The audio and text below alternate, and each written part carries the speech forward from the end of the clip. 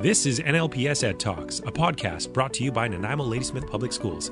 I'm Dale Burgos, the Executive Director of Communications, and I'll be sharing conversations with students, staff, and friends of the district. We'll learn, we'll laugh, we may cry, but most importantly, we'll share the unique stories of individuals that work and play in our school system. Nanaimo Ladysmith Public Schools is one of many school districts in British Columbia, Canada, and is centrally located in one of the most beautiful places in the world, Vancouver Island. Thanks for joining us.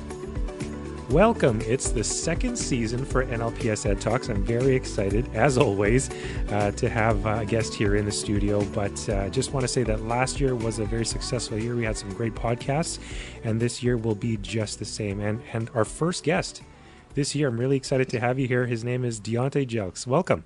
Thank you. Appreciate you providing me an opportunity to be on the podcast. Well, you know, I'm proud. I'm honored. I'm happy to have you here because, and what people will get in just a few minutes here is somebody with a story, and what a great story, and what a success story it is. And I tell you, like I said, we're very happy to have you here in the district. You are the principal at Ladysmith Intermediate School. Perfect. You've been there. Well, you've only been with the district. Yeah, 3 weeks, actually. A few weeks. Yeah, that's right. School just started a few weeks ago.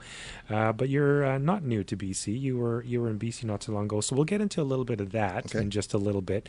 But we always want to know who we're talking to here on the podcast and getting to know where they're from, what makes them them, and let's get right to it. How does that sound? That sounds perfect. Okay, so you were not born in Canada. No, no. Actually, I was born in the U.S., particularly Chicago. Wow. On the south side of Chicago. So if you've been watching the news or heard anything about Chicago, the south side definitely pops up all the time in the media.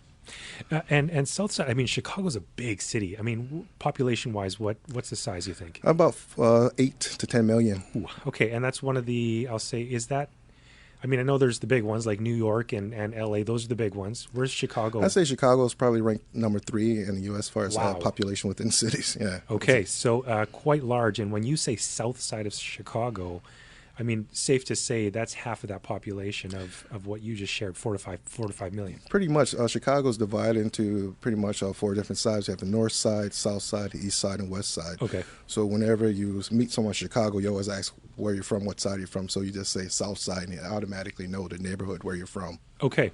Now, I know a little bit about Chicago, but I'll be honest with you, Dionte, I don't know too much about Chicago or just, I'll say, states geography in general. Okay. I do know where cities are and so on and so forth, but this is why we have you here, and I want to ask those questions, and I want to learn. So what I do know about the south side of Chicago, are there some challenges? Adele, there's challenges all throughout Chicago.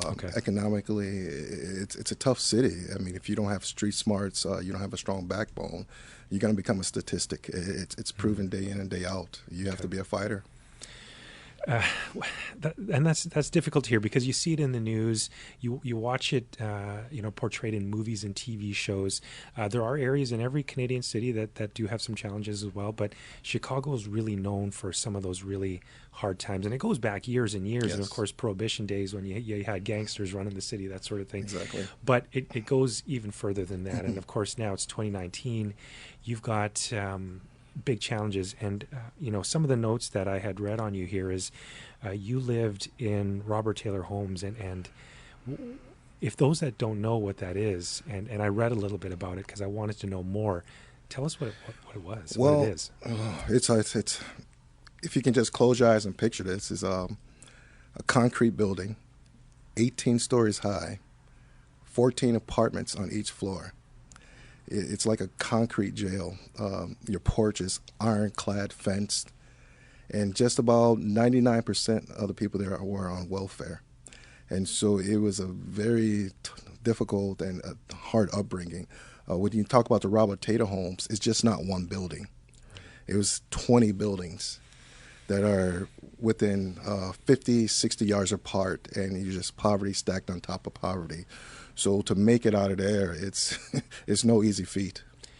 No kidding. Right. Because, and you talk about statistics. So first off, yes, I mean, I looked at some pictures, and you talk about apartment upon apartment. I mean, this is blocks and blocks of apartments. Yes. And when you talk about poverty all in one area, densely population of, I think I read at one point there was something like mid 20,000 people living in that grouping. Yes, you're right? exactly right. Now, there's a statistic here as well that you shared with me, and this is very important. I think that we need to share this. It shows exactly where you grew up.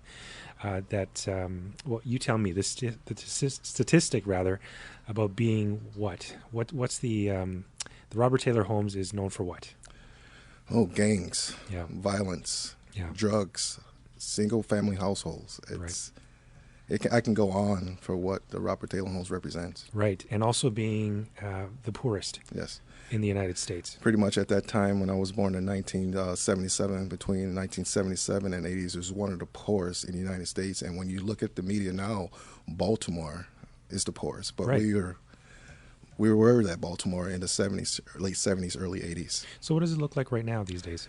Well, right now, it's the apartments have been torn down because they felt that we were putting the minorities in an economic disadvantage by stacking everybody on top of each other in this neighborhood.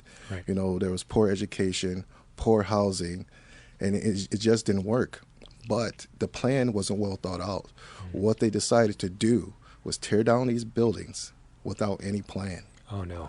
And so what happened, you have all these people that lived in these homes dispersed into various neighborhoods, which caused more problems. Oh, boy. And it was not thought out. They didn't think about, okay, let's put a center here, a sports center here. Let's put a library here. They just gave these individuals vouchers and dumped them in the neighborhoods. And right now in Chicago, that's where the problem stemmed from, way back in the 1990s when they decided to tear Robert Taylor Homes down and displace all these families in the inner city neighborhoods.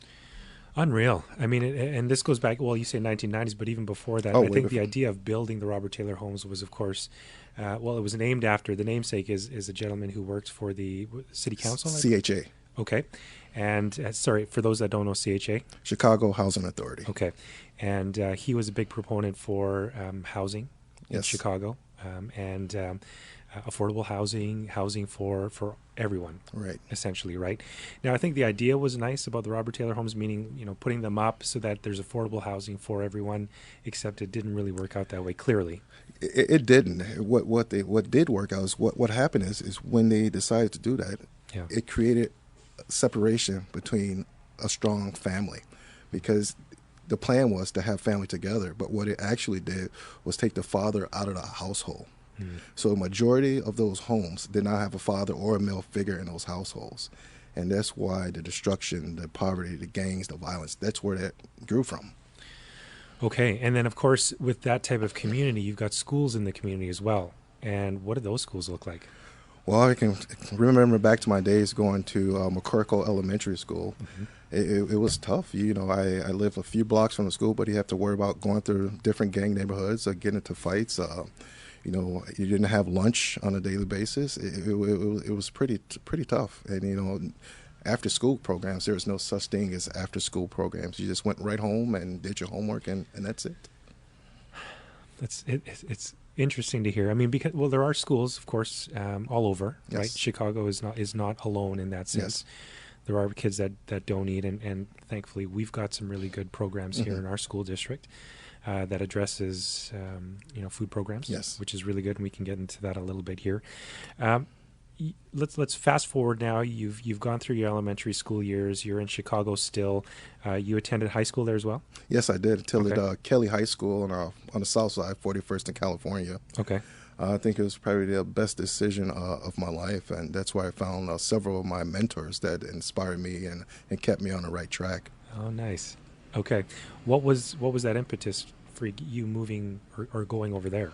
Well, it started out, I had a summer job. When you work in Chicago, you have an opportunity to work during the summer, so I worked all summer. Yeah. And one of my high school friends named Cedric Parker, he told me, oh, my God, we have a great, fantastic football team. You should come and join. But I originally signed up for Mount Carmel High School. It was a private, prestigious high school, and I managed to get myself enrolled and pass the test without support from my family or my mother.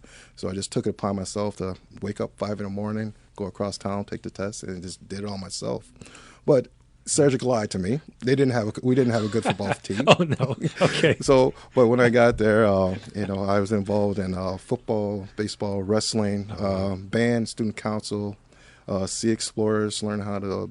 I just kept myself busy because I knew if I stayed busy, it'll keep me away from the gangs. It'll keep me alive. Right. And so it's just and my mentors. One of my mentors is Vincent White.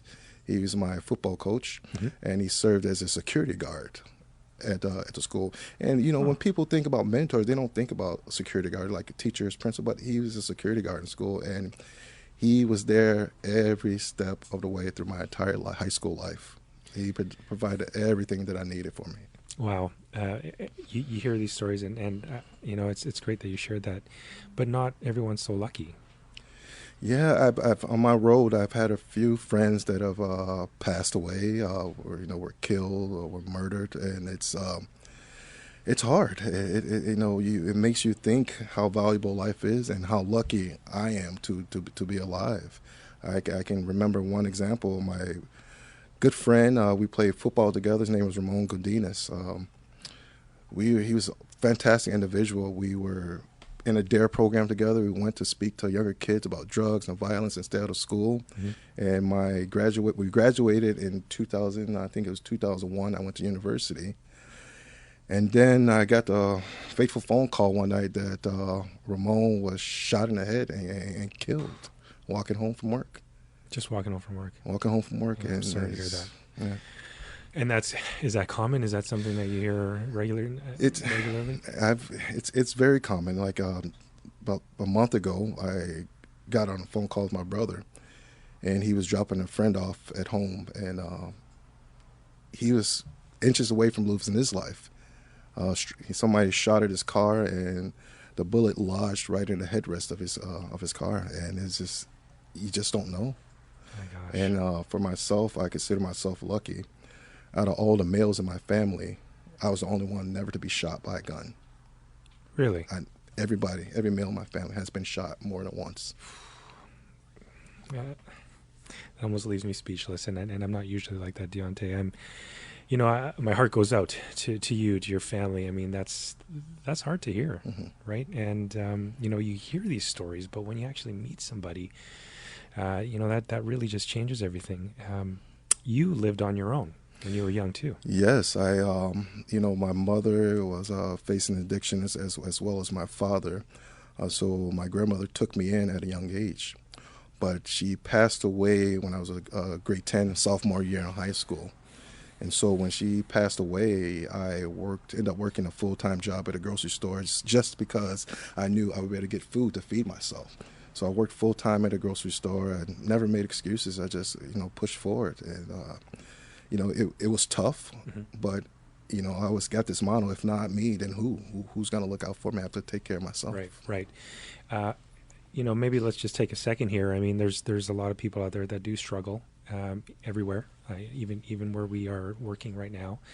What was it in your mind that got you through that? I mean, you just shared a little bit, but you made it through clearly. So what's that something that we can share? I set a goal for myself. I saw the community I lived in. I saw the people. I saw the product of my community, and I knew that I wanted a family. And I told myself, if I want a good family, if I want things to be right, the cycle has to start with me. I have to break the cycle. And that was the biggest goal of mine, is to have just a good family. I didn't care if I graduated from college or university. I just wanted to have a nice family, a core, strong family. Right. Thank you for sharing that. Family is very important. Agreed. And you, at a young age, you picked up some instruments, or it looks like one in particular that you really enjoyed? Yeah, I played. My music career has taken me a long way.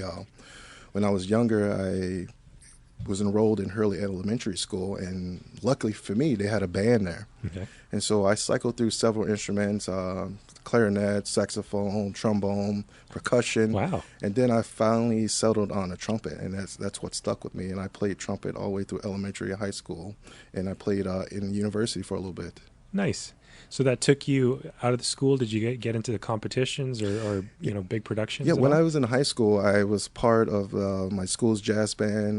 Nice. And then I was part of All-City Jazz Band, All-City Orchestra, and it was just a regular All-City band. So it kept me busy on weekends, at night. So I pretty much didn't get home till midnight. And when I got home midnight, I had to wake back up and go right back to school. So I stayed busy my entire 4 years in high school. Awesome. I love it. And I'll share some with you. I also played the trumpet in high school, junior high and high school. Oh, we have to do a Christmas duet with Scott one day. Oh, yeah, there you go. There you Scott go. can play the guitar. We'll break out the trumpets. You can play way more instruments than I think I can throw a kazoo in there too, maybe, but that's pretty much it. Let's fast forward a little bit more now. Okay, so you are you've done high school. You said Mount Carmel. That was I was at Kelly High School. But Kelly I High School, sorry. I was accepted at Mount Carmel High Right. School. Okay, that's right. Okay, and then after that, what made you decide on the direction that you went? Like, what direction did you go after high school? Well, I went to McMurray College, but that's a pretty long story. Okay. I've enrolled and was accepted at a few universities, but I had no way to get there. Oh, okay. And so my friends borrowed a parent's car, and we just woke up at 4 a.m. and we drove to universities. I had to pay for the gas for the job I had. And, Seriously, every day? Yeah, and my buddies got me to college visits. Come on. I kid you not. I love it. And so, you have to do what you have to do. You do. So I end up not able to go to Wisconsin, University of Wisconsin. So I was calling around because I had to go somewhere. I know that if I didn't go to university, that was it. Right. And so I called my buddy named Frank, and he said, "Hey, I can get you in school here. I'll put you on the phone with the coach." So coach said, "Hey, you want to come play here?" I said, "Why not?" And within a week, I was on a Greyhound bus with one bag and headed to McMurray College. Jeez. Now, McMurray College, whereabouts is that exactly? It's in Jacksonville, Illinois. It's a small liberal arts college. I say with a population and probably about 1,000 students. Oh, okay. Not very big at all. No, it's a very small school. How far was that from home? It was 3.5 hours away from Chicago. Okay. Just a perfect distance to get away from the trouble. Exactly. Okay. And what did you take? Well, as a freshman, you're all scattered all over the place. Yeah, totally. I was thinking I want to be a scientist. I want to be a doctor. So my first science class, I just couldn't hack it. There's this all the notes and then the transfer paper, getting ink all over me. Then I redirected to myself to psychology. And I Nice. really found a liking in psychology. It came real easy for me. So I end up graduating with a psychology degree a bit early, but I still had years of eligibility left for football.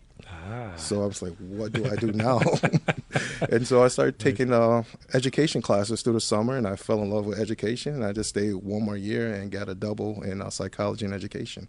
Really? Yes. Just like that, huh? Yes. Okay. And did you continue with the football?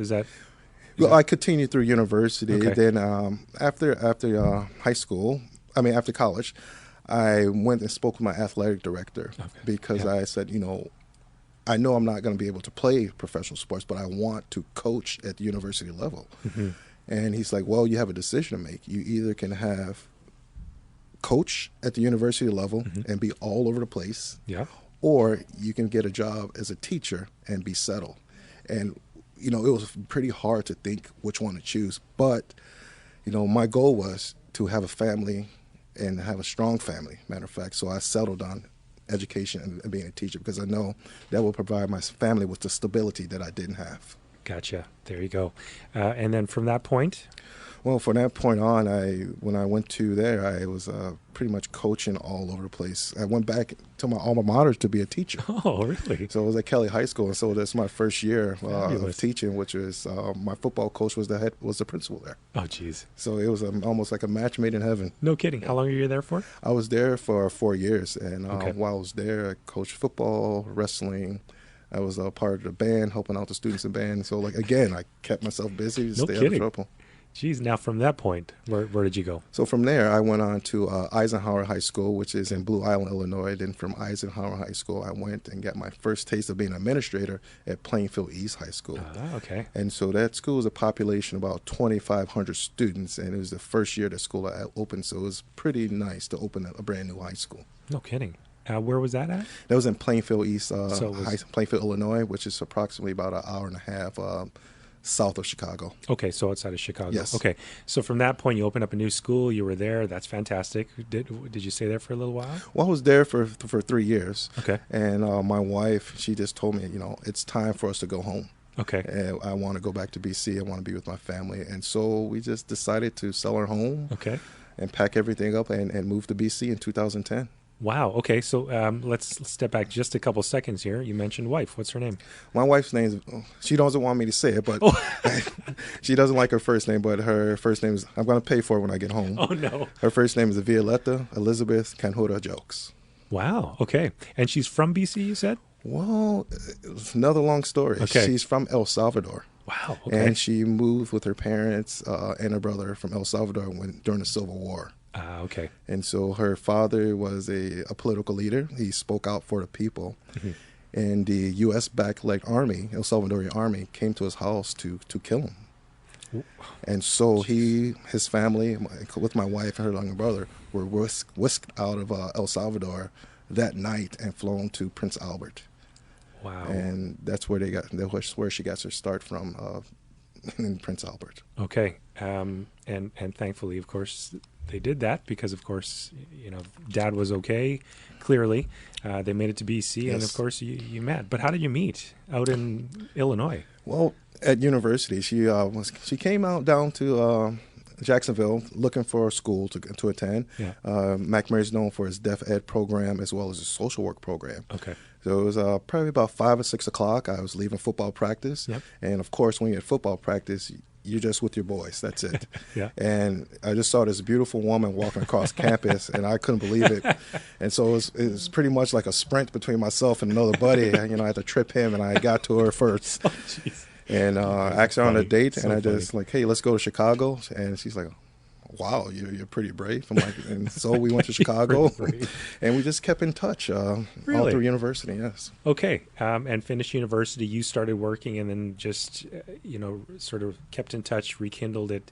I guess she went through university as well, finished, and right. And once we finished our schooling, we got together and got married. I love it. Yeah. What a great story.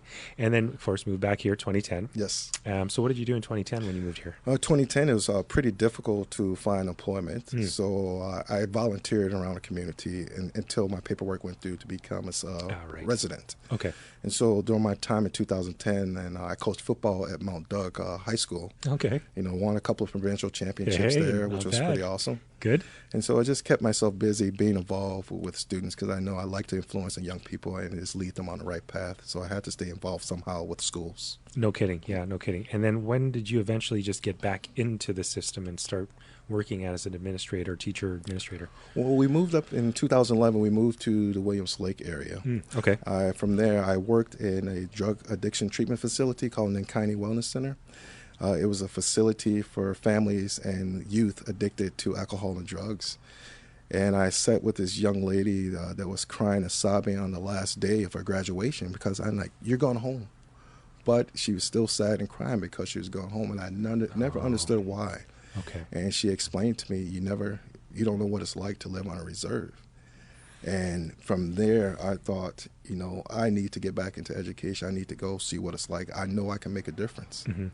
And so, coincidentally, I worked with the chief of a reserve about 2.5 hours away from Williams Lake that were looking for a principal. Oh. And I said, I'm a principal. I've been in administration before, so let's talk.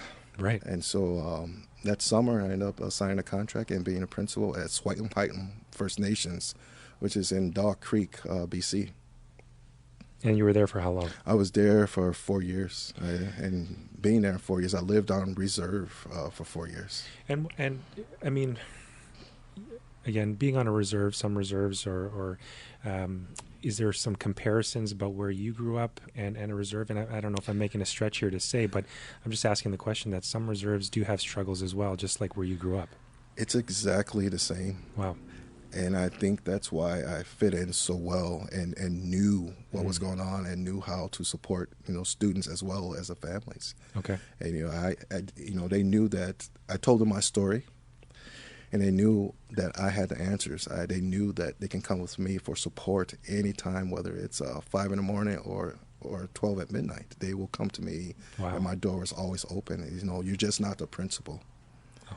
You're everything in that community. That's right. Like a father figure, Yes. like you are somebody to go to guidance for. Yes. Right? Very much so. And you were there for I was there for 4 years. 4 years. Okay. So from that point on, where did you move to? From that point on, we moved to Kamloops, and I Okay. assumed the role as principal at Skeetchison Community School. Gotcha. Yep. And so the same thing, I commuted there for 4 years, and like I say, it was a great experience of working and being on reserve and supporting so many students and the community and leading that community to success.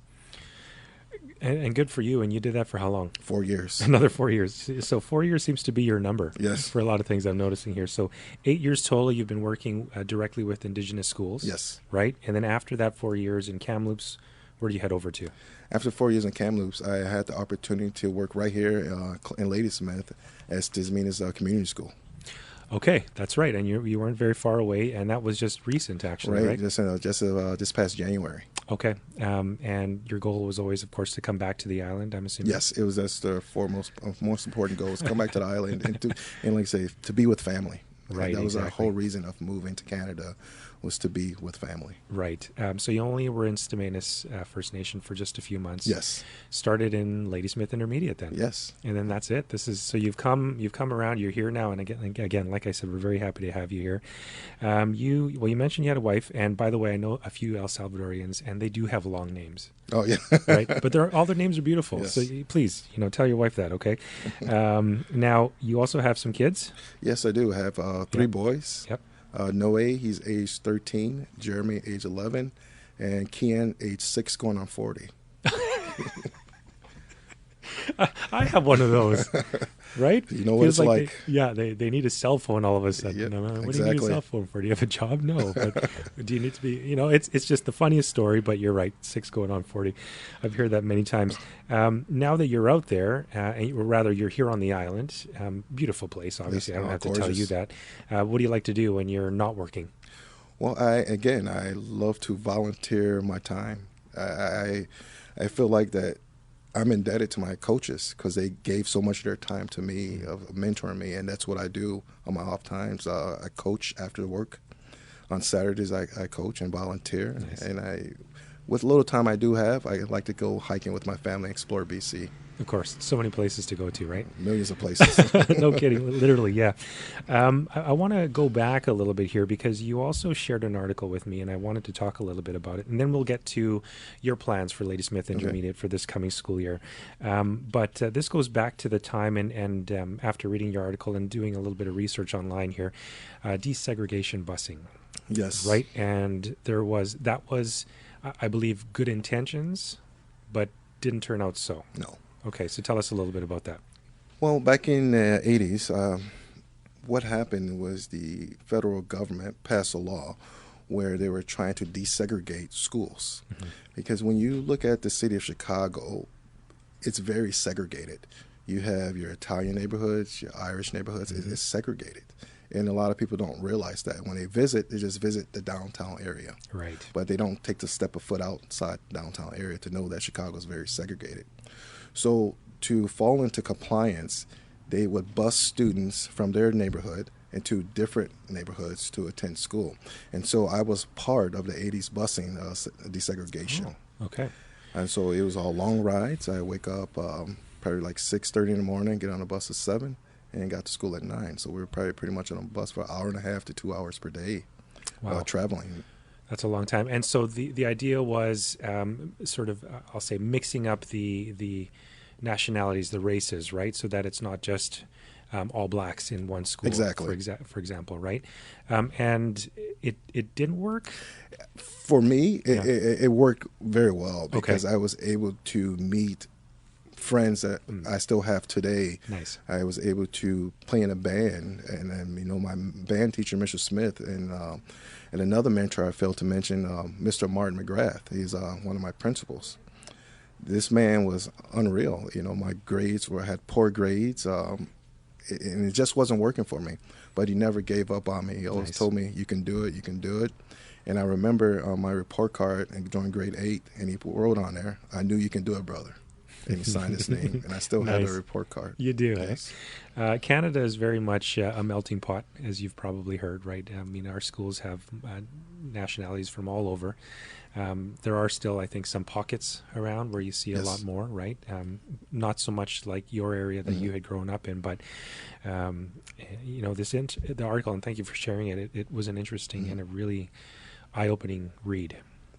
Because then I compare it to how my kids are now and growing up in our district in which we are right now. So did you want to add anything more about that desegregation busing?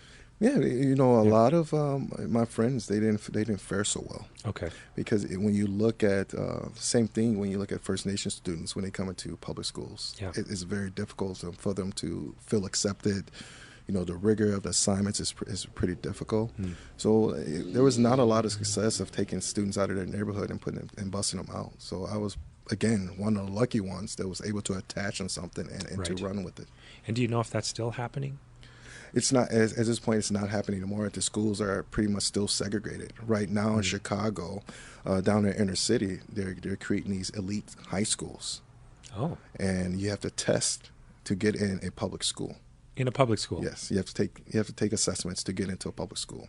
Wow. So there are several schools that are ranked pretty much in a 5th percentile in the whole United States as far as academics. And so, again, segregation, but it's just a different form. Yeah, exactly. Picking and choosing, right? In a public school, that doesn't make sense. Yes. Not at all. Well, I mean, similarities. We come here and as a school district, we have our out of catchment and catchment policies, and we always want to make sure that kids that live in a certain community go to their school Yes. in that community, and so that's what we're doing right now. A little bit of a segue now. Let's get into Ladysmith Intermediate and talk a little bit about your plans for what we're looking at. How's the school? How's it going to look like in the future under your care? In the future, we're going to be rocking and rolling. You know, I've been establishing positive relationships within the community as well as outside of the community. I met a few football moms that I was talking to. And a funny thing happened to me last Friday. If you don't know, I coach for the Victoria Renegades, and we played them this past weekend. So I had a mom walking by with her dog like, "Go Steelers!" and it's just about building that positive relationship with the parents and with the students. And my first day, you know, I told the students, one expectation that I have of you is always smile, treat each other with respect, and when you see me in the hallway, you give me a fist pound or a high five. And that little thing right there has transformed the environment of our school. You know, kids are happy, kids are smiling, staff are smiling, they're working together, and so we're gonna be a great school. We're going to be a great school, and I have no doubt within 4 or 5 years we'll be one of the top schools in this district, if not in BC. Fabulous. That's what I like to hear. I love it. Everything about you shared today, I think, was fantastic. Do you think that we maybe wanted to add a little bit more about the school at all? Was there anything else? Yeah, we can use more volunteers. Okay. We're thinking about creating a few more activities to get the parents and everybody involved within our school. But like I say, it's just been so welcoming. This district has been fantastic to me. Everywhere I look, there's been support within minutes. And I really appreciate everybody being warm and welcoming to me and my family. I can't say it enough. Well, I mean, we're happy to have you here, and I really do appreciate you coming down, chatting with us today. Can you believe it's been half an hour already that we've been chatting? So it doesn't seem like it. No, it doesn't, right? Time flies by, but I do appreciate everything that you've shared. Your story is amazing, Dionte. I think that we are very lucky to have you here. The kids in Ladysmith are lucky to have you as well. And I'm looking forward to see what happens in the next coming years. I appreciate it, and thank you for all the support. All right, I appreciate it. Thanks, and have yourself a great day. You too.